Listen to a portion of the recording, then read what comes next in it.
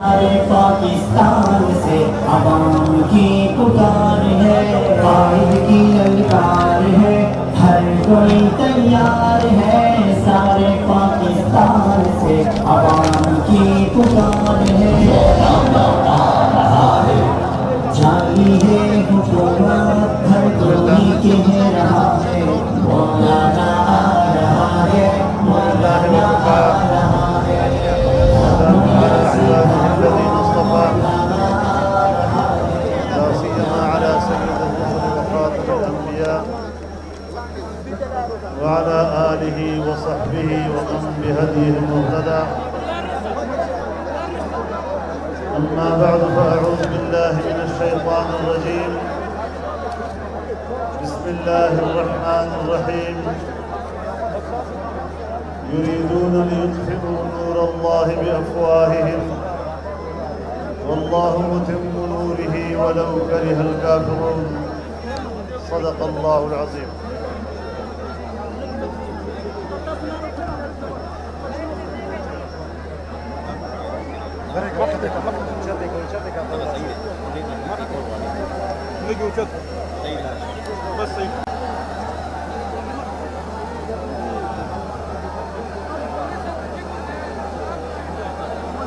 Stage پر موجود رہنمایان قوم، بزرگان ملت، میرے دوستوں اور بھائیوں، جوانوں،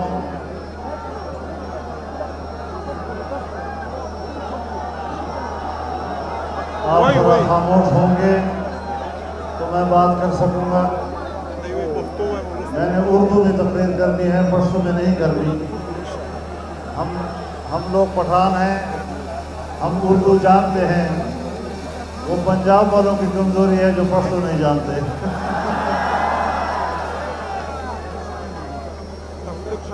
میرے محترم دوستوں، طویل عرصے کے بعد آج یہاں سوات کی ٹھنڈی فضاؤں میں پاکستان ڈیموکریٹک موومنٹ کے زیر انتظام اس عوامی اجتماع کا ایک بار پھر آغاز کر دیا گیا ہے. میں صوبہ خیبر پختونخوا کے جوانوں کو، بزرگوں کو، ماؤں اور بہنوں کو اور بالخصوص سوات اور مالاکنڈ کے اپنے دوستوں کو سلام پیش کرتا ہوں، جنہوں نے ایک لمبے تعطل کے بعد جب پھر انہوں نے آغاز کیا تو ایک انتہائی کامیاب آغاز کے ساتھ آپ نے یہ جلسہ منعقد کیا. میں آپ کے جذبے کو سلام پیش کرتا ہوں. اس کا معنی یہ ہے کہ عوام کا جذبہ سلب نہیں ہوا. آپ اب بھی پرجوش ہیں اور آپ آج بھی اس ملک کے لیے پرجوش ہیں. ملک میں سیاسی اور آئینی حکمرانی کے لیے پرجوش ہیں اور انشاءاللہ پاکستان سے اس ناجائز حکومت کا خاتمہ کر کے ہی دم لیں گے انشاءاللہ.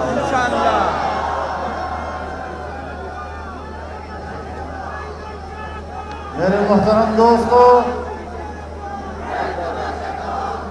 محترم دوستو، آپ کو یاد ہوگا میں کافی زمانے سے، بڑے عرصے سے یہ بات کہہ رہا ہوں کہ عمران خان پاکستان کی سیاست کا غیر ضروری حصہ ہے. آپ نے دیکھا کہ قومی سلامتی کے اجلاس میں ان کی اہمیت، وزیر اعظم ہوتے ہوئے بھی ان کو شرکت کی ضرورت نہیں پڑی.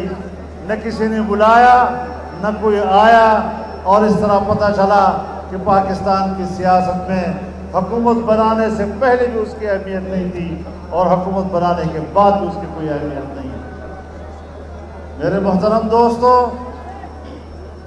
ایسی ناجائز حکومتیں، غلام حکومتوں پر غلام قوموں پر حکومتیں کرتی ہیں، آزاد منش قوم پر اس طرح کی حکومتیں مسلط نہیں کی جاتی، جنہوں نے، جن کے آباء و اجداد نے، جن کے بزرگوں نے برطانوی سامراج کے خلاف آزادی کی جنگ لڑی ہو، وہ آج مغربی تہذیب کے پیداوار اس گماشتے کو اپنے اوپر مسلط نہیں دیکھ سکتے اور اس سے آزادی حاصل کر کے رہے انشاءاللہ۔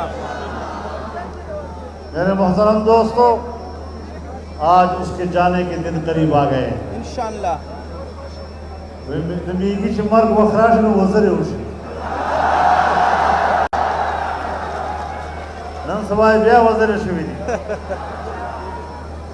اور بیا دا سے زڑے زڑے خبریں یاد آئی، کبھی امریکہ کے خلاف بات کر لیتا ہے، کبھی برطانیہ کے خلاف بات کر دیتا ہے، اور پاکستانی قوم کے اندر جو نعرے اور جو باتیں بڑی مقبول ہوتی ہیں آج پھر ان کا سہارا لے رہا ہے۔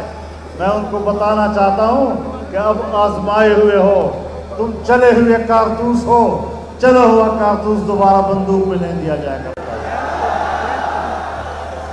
نعرہ تکبیر، گرتی ہوئی دیواروں کو۔ میرے محترم دوستو، آج وہ پھر امریکہ کے خلاف بھی بول رہا ہے، جنرل مشرف کے خلاف بھی بول رہا ہے، اور کہتا ہے کہ مشرف نے غلط فیصلے کیے تھے۔ جب مشرف غلط فیصلے کر رہا تھا تو آپ کہتے تھے کہ مشرف کے پاس اس سے اچھا آپشن دوسرا نہیں تھا۔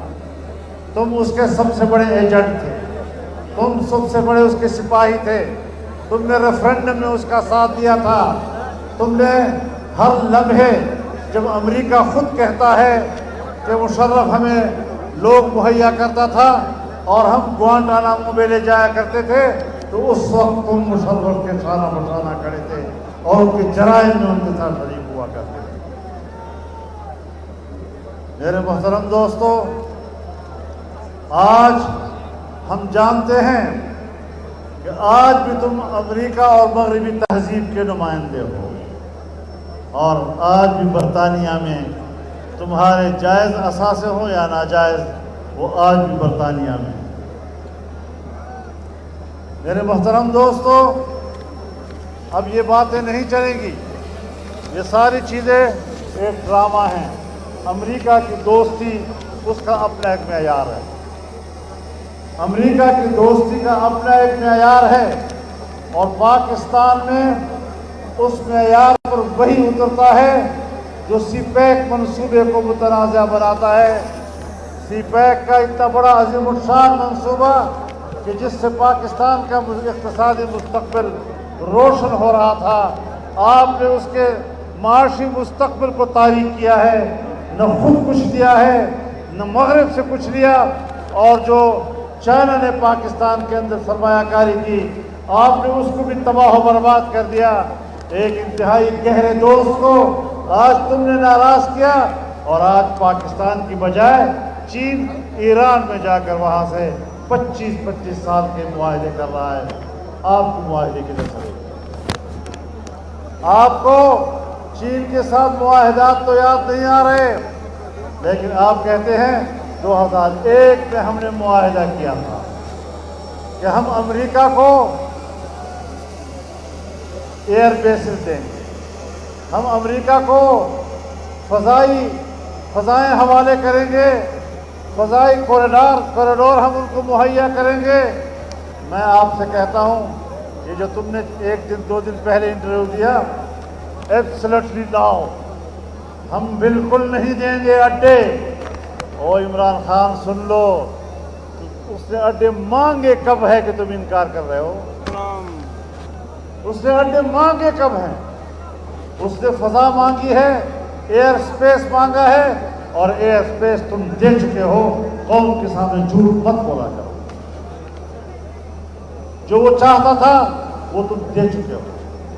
کراچی ایئرپورٹ پر ان کے طیارے اتر چکے ہیں، وہاں سے وہ تیل بھر چکے ہیں، اور تم کہتے ہو کہ ہم ان کو پاکستان کی سرزمین نہیں دیں گے۔ तुम पाकिस्तान की सरजमीन भी दे चुके हो, तुम पाकिस्तान की फ़ज़ाएँ भी दे चुके हो, लेकिन इस तरह की हमाकतें करना पाकिस्तान को एक इंतहाई मुश्किल मुस्तक़बिल में डालने वाली बात है। अफ़गानिस्तान में सूरत हाल तब्दील हो रही है और वहाँ पर अमेरिका शिकस्त खाकर अफ़गानिस्तान से जा रहा है, बल्कि तकरीबन निकल चुका है। अफ़गानिस्तान का 70-80% इलाका तहरीक तालिबान के हाथ में दोबारा आ चुका है। वहाँ मुसलसल फतूहात उनको मिल रही हैं, लेकिन इन हालात में भी हमारी गलत पॉलिसियाँ अफ़गानिस्तान को हमसे दूर कर सकती हैं, ईरान को हमसे दूर कर सकती हैं, चीन हमसे दूर हो रहा है, इंडिया तो हमारा है ही दुश्मन, और हम एशिया में तन्हा होते चले जा रहे हैं और हम अपने मफादात का भी तहफ़्फ़ुज़ नहीं करते। मेरे मोहतरम दोस्तों, ऐसे हालात में जबकि मुशर्रफ के जराइम में आप बराबर के शरीक रहे, आज किस तरह अपने आप को बरीजुमा करार दे रहे हो? तुमने अमेरिका की पॉलिसियों की तायीद में पहले आवाज़ बुलंद की, उसके बाद आपने देखा कि मैं किस तरह जीना बनाकर इक़्तिदार तक पहुँचूँ। तुमने अमेरिका के ख़िलाफ़ कुछ बातें की, तुमने यूरोप के ख़िलाफ़ कुछ बातें की, तुमने तालिबान के हक़ में कुछ बातें की, सिर्फ इसलिए कि पाकिस्तान के अवाम में मकबूल नारे थे। आप इक़्तिदार तक पहुँचे और इक़्तिदार तक पहुँचने के बाद आप एक एक बात को तोड़ते रहे, हर बात को यू टर्न और अबाउट टर्न लेते रहे। आज फिर जब तुम्हारे इक़्तिदार की किश्ती डूब रही है तो फिर तुम उन नारों को उठा रहे हो ताकि कौम मुझ पर दोबारा एतबार करे। अब तुम काबिल एतमाद नहीं रहे। तुम जितना कौम को धोखा दे सकते थे, जितना नौजवान को तुम धोखा दे सकते थे, जितना नई नस्ल को तुम धोखा दे सकते थे, वो तुम दे चुके हो। अब कौम तुम्हारे धोखे में आने के लिए तैयार नहीं है।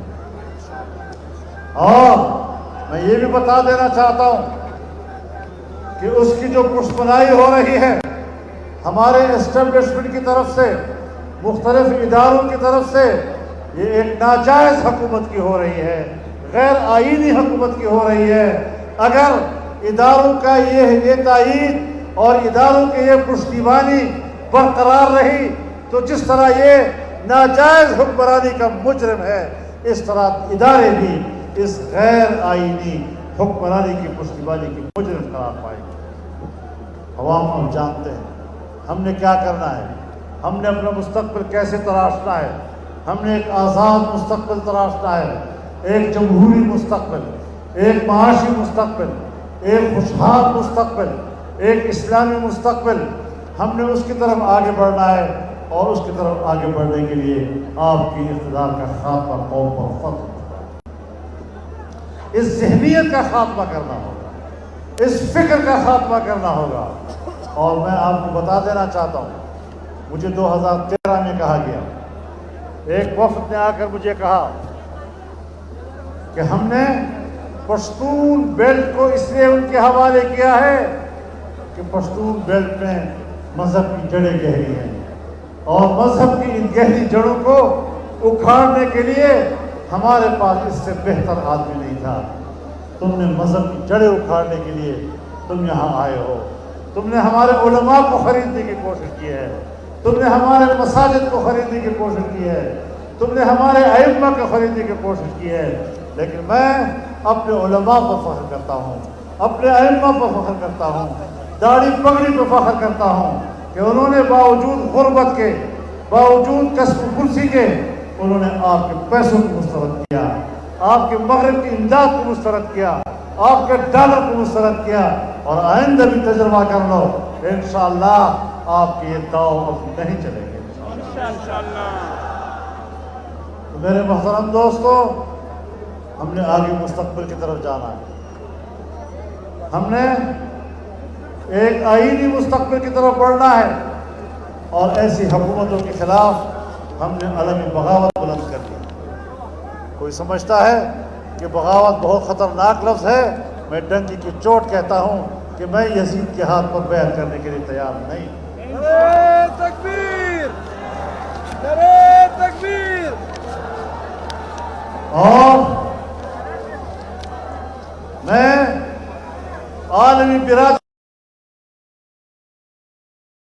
کہنا چاہتا ہوں، امریکہ اور یورپ سے بھی کہنا چاہتا ہوں کہ اگر آپ واقعی جمہوریت کے علمبردار اور جمہوریت کے دعوے دار ہیں تو پاکستان کی جمہوریت کی اس حقیقت کو سمجھو، اور ایسی حکومت کو سپورٹ کرنا، ایسی حکومت کی تائید کرنا یہ آپ کے لیے بھی جائز نہیں ہے، آپ کے سلوگن کے لیے بھی جائز نہیں، آپ کے نعرے کے لیے بھی جائز نہیں۔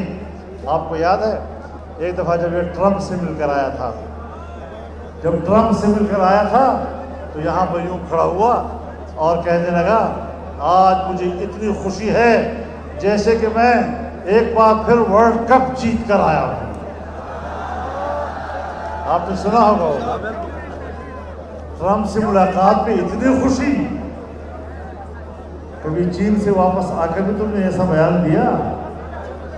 کبھی دنیا کے کسی دوسرے ملک سے واپسی پر بھی اتنی خوشی کا اظہار کیا؟ لیکن نہ ٹرمپ رہا اور نہ تم رہو گے انشاءاللہ۔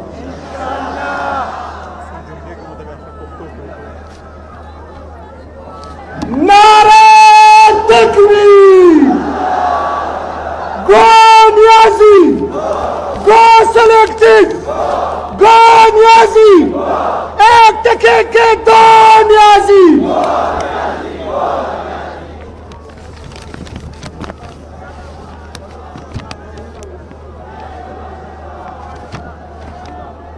تمام محترم اوروڑو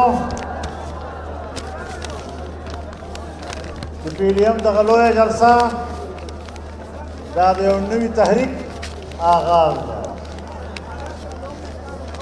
او تاسو به ګورئ انشاءالله چې جلسه دومره لویه ده او دومره عظیم الشانه ده او د عوامو دومره لوی شرکت ده په هغې کې چې د یو پارټۍ نیمې کمی پکې نه محسوسېږي۔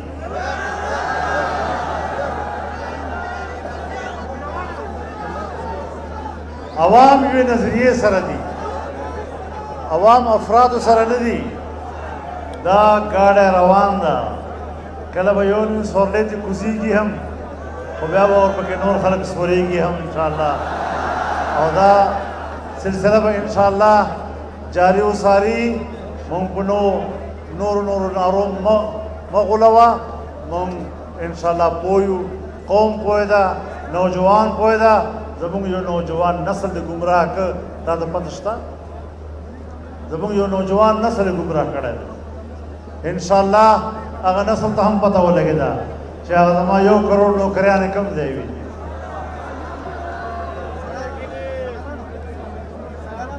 1.5 لکو نه زیات برسر روزګار ملازمین د ملازمتونه وایستل، او دی وایي چې زه به نوکریانې ورکوم۔ تا خو پاکستان ته یو پیسه را نه وړله، بجټونه دې پاس کړل، دروغ دې قوم ته وویې۔ اول بجټ کې دې سالانه ترقی تخمینه وښودله، هغه دروغ وختله۔ 13 ځل دې بجټ پاس کړ، 0 نه لاندې لاړلې۔ اوس دې بیا په دروغو باندې څه خبرې کړي دي؟ دا داسې ده وایي زه به ټیکس نه اخلم خلکو نه، ټیکس به نه زیاتوم خلکو نه۔ نو چې ته ټیکس نه زیاتې او بجلی راته ګرانه کې، ګیس راته ګران کې، پټرول راته ګران کې، او د بل جیب نه مانه پیسې وباسې،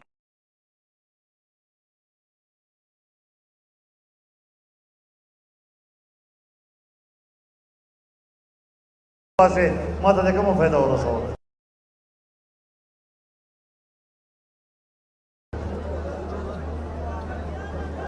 او بیا به ویل وایي زه چې کله حکومتونه وایي ټیکسونه زیاتوي، دا وایي مجرمان دي، دا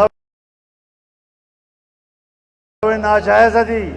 نو نن چې ته ټیکسونه زیاتوې او ته قیمتونه زیاتوې، نو تا خو هغوی باندې هم ور واړولی، قرضې دې واخېستې په هغوی